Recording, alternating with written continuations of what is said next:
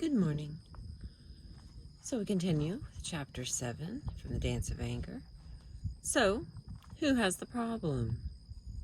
Let us suppose that Stephanie had taken the following steps since the dog incident. First, she had let go of her blaming position. If anything had happened, you would have been to blame, and has begun to think about rather than simply react to the problem. Second, she has pretty clearly figured out who does what, when, and in what order. When stress hits, Stephanie underfunctions, and Jane overfunctions. Third, Stephanie has thought about how this pattern fits with the traditions in her own family.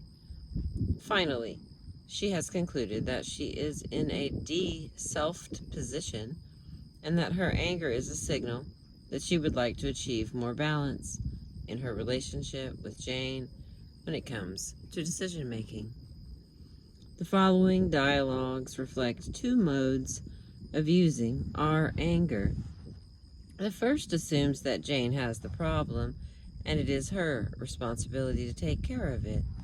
The second assumes that Stephanie has the problem and it is her responsibility to take care of it. Dialogue 1. Jane, you are so damned sure of yourself, you're impossible to argue with, because you're always right and you don't really listen to my opinions in an open way. You come on so strong that no one can argue with you. I'm really fed up with your know-it-all attitude. When I give my opinion, you pronounce it true or not true, like you're God or something. You make me feel totally insecure about my own thinking. And you always take over and manipulate things to get your way. Dialogue 2. You know, Jane, I've been thinking about the problem that I have in our relationship. I think it has to do with how difficult it is for me to make decisions and take charge of things. I didn't call the vet the other night because when you expressed such confidence in your own opinion, I began to doubt mine. And when you were critical of my opinion and put me down for being so worried, which I don't like, I reacted by being even more ready to back down. I'm aware that I do this a lot, and I'm planning to work harder to make my own decisions and stand behind them. I'm sure I'll make mistakes and our relationship might be more tense for a while, but I am just not satisfied with things as they are. However, I'm also aware that the women in my family have not done too well making their own decisions, so it may not be easy for me to be a pioneer in this way. What about dialogue 1? Some relationships thrive on tough confrontation and feedback of this sort, and fighting it out may be viewed by both partners as a valuable and spicy aspect of the relationship. For all we know, Jane might respond to dialogue 1 by becoming thoughtful and saying, you know, I've been told that before by other people in my life. I think you have something there. I'm sorry for coming on so strong, and I'll try to watch it. This dialogue does, however, reflect Stephanie's confusion about the matter of individual responsibility. Can you spot the problem? She holds Jane responsible for Jane's behavior, putting Stephanie down, which is fair enough, but she also holds Jane responsible for Stephanie's behavior, feeling insecure and manipulated, and failing to stand firmly behind her own opinion, which is not fair at all. Blaming of this sort blurs the boundaries between self and other in a close relationship.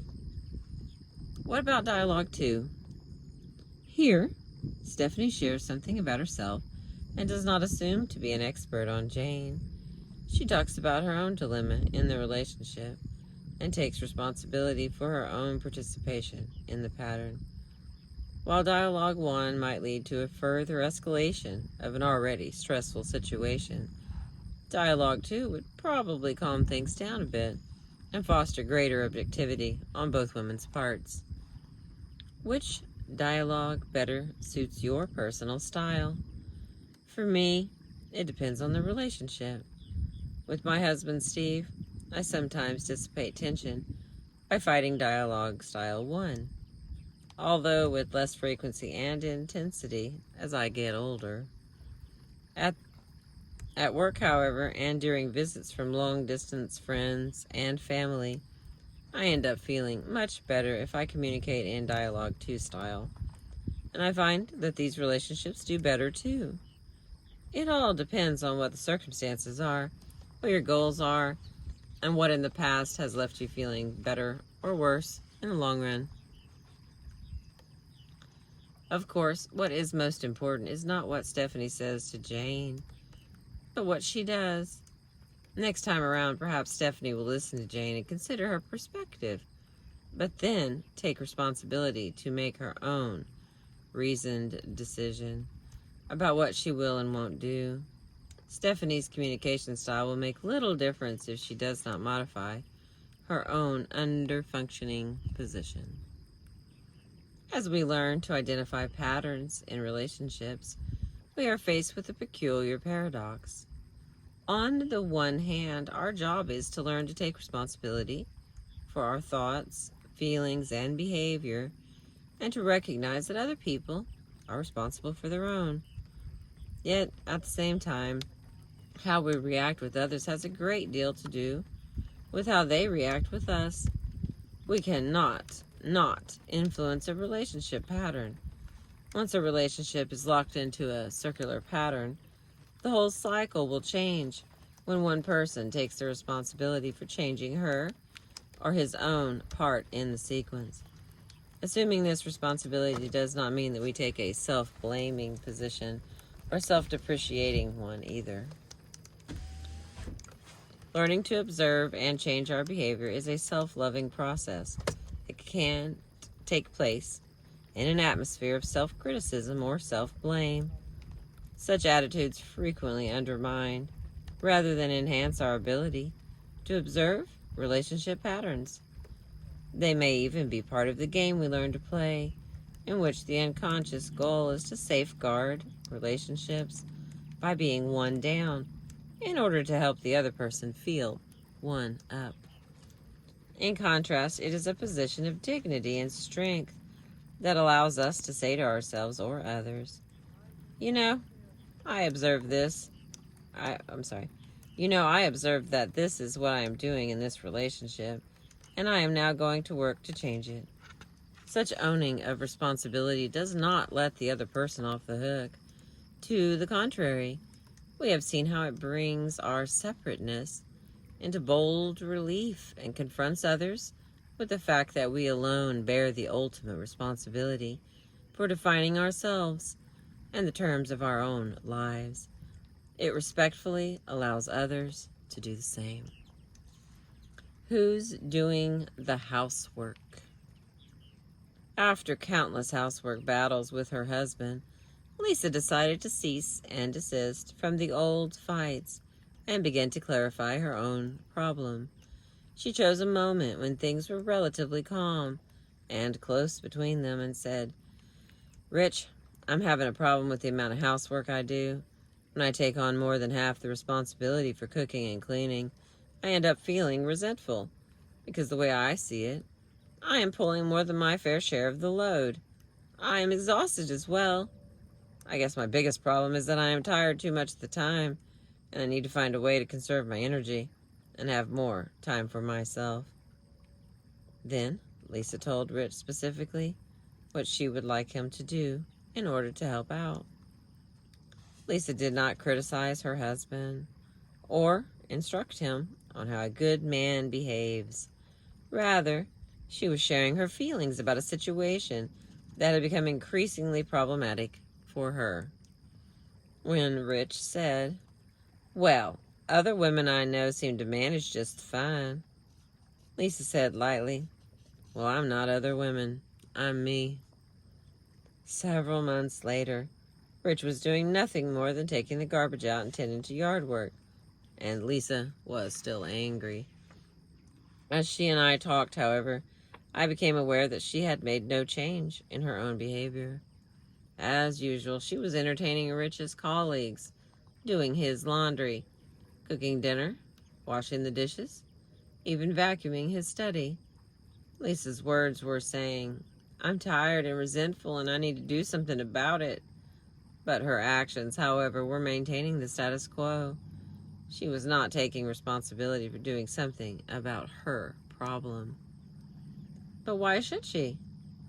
Isn't Rich the one who should change his behavior?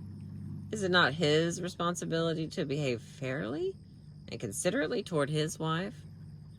Lisa is forever trying to initiate change in this relationship. So, isn't it Rich's turn? You and I may think so, but that's beside the point. Rich does not have a problem with the current situation. He is satisfied with things as they are, and he is not interested in making a change. If Lisa does not proceed to take care of what is her problem, no one else will do it for her, her husband included. When the day came that Lisa could no longer stand her predicament, she began to make her actions congruent with her words. First, Lisa figured out a plan. She made a list of tasks that she would continue to do. For example, a clean living room and kitchen were extremely important to her, so she would not let things pile up here, and a list of those that she would no longer do. For these, she hoped that Rich would fill in, but if not, they would just live without their being done. Then she shared the plan with Rich and put it into force. Lisa stood behind her position as Rich tested her out for 2 months by becoming even more of a slob than usual. Lisa continued to do more of the housework because a clean house was more important to her than it was to Rich. She found other ways, however, to save her time and energy. For 3 nights a week, she made sandwiches for her and the kids for dinner, and let Rich prepare his own meals when he came home from work. If Rich invited his friends or colleagues to dinner, she did not shop or cook for the event, although she was glad to help him out. Lisa carefully sorted out where she wanted to put her time and energy, and where she could conserve it. Lisa made these changes out of a sense of responsibility for herself, not as a move against Rich.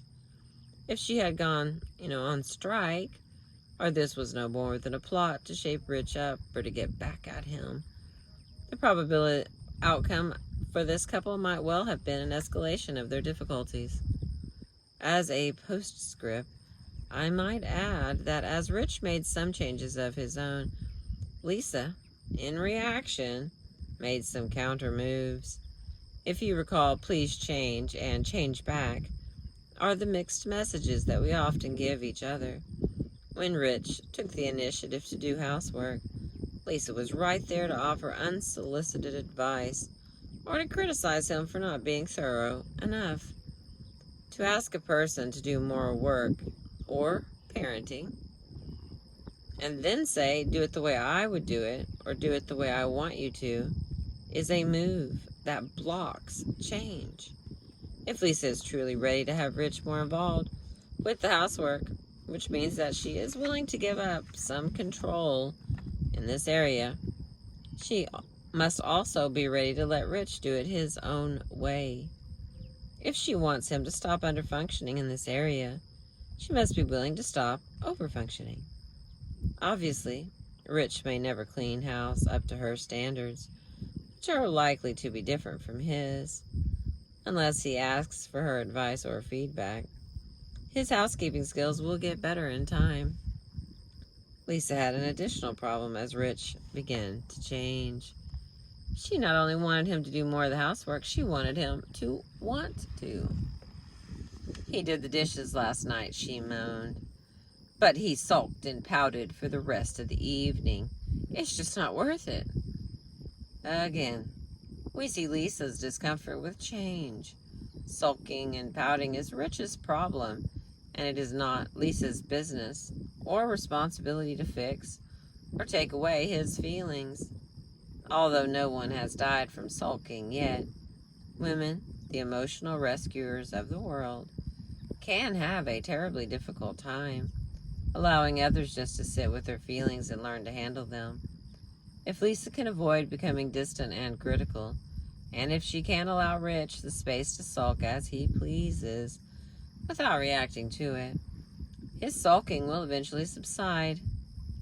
But when she says, "It's just not worth it," this is Lisa's problem and reflects her own mixed feelings about changing a long-standing relationship pattern.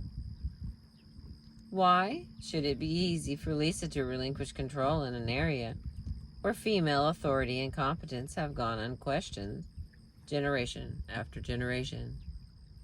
When Lisa does housework, she is linked to her mother, to her grandmothers, and to all the women who have come before. It is part of her heritage and tradition, to say nothing of the fact that homemaking is important and valuable work, no matter how little recognition it gets. Sure, housework can be tedious and daily living easier when it is shared, but it is understandable that Lisa may have some complicated feelings about it all. And perhaps Lisa has a few other areas where she, rather than Rich, can assume the role of the competent expert. One last question. If Lisa is serious about change, why not a good let it all hang out fight?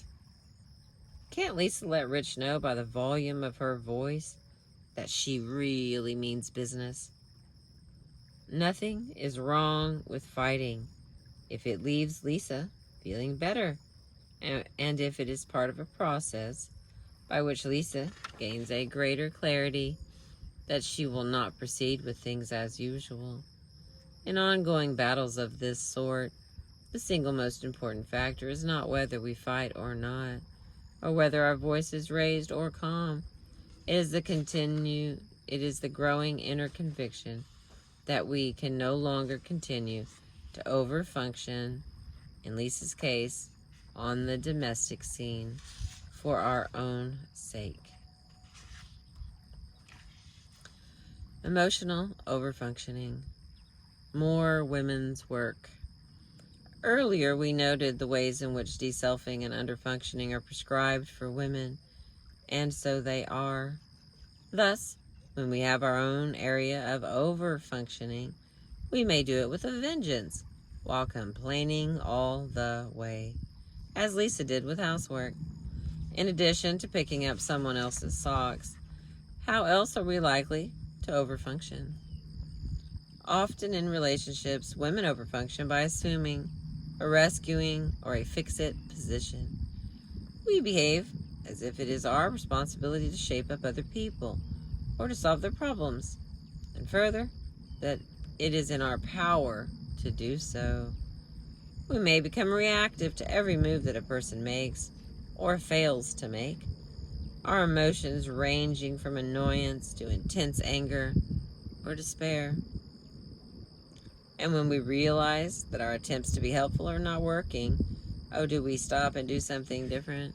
Of course not. As we saw with Sandra and Larry from Chapter 3, we may redouble our unsuccessful efforts, only to become angrier and angrier at that underfunctioning individual who is not shaping up. What a difficult time we may have maintaining the degree of separateness that allows others the space to manage their own pain and solve their own problems.